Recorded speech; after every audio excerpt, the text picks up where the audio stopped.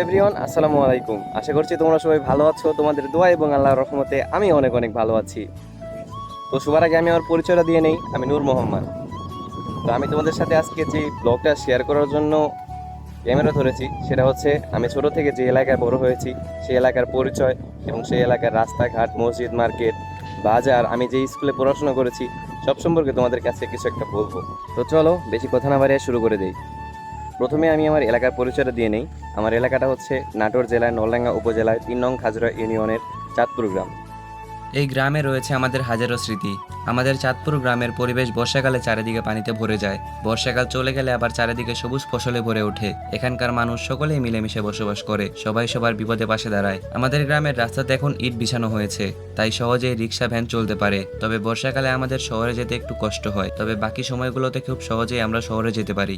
আমাদের গ্রামের মাঝখানে রয়েছে সুন্দর একটি জামে মসজিদ। 5 ওয়াক্ত আজানের ধ্বনিতে গ্রাম মুখরিত হয়। এই মসজিদে রয়েছে আমাদের ছোটবেলার অনেক স্মৃতি। ভোরবেলা ঘুম থেকে ওঠা ও ডেকে তোলার সেই কাঁচা হাত, আর কাঁচা হাতে কায়দা আমপারা নিয়ে মক্তবের পথে হাঁটার সেই স্মৃতি।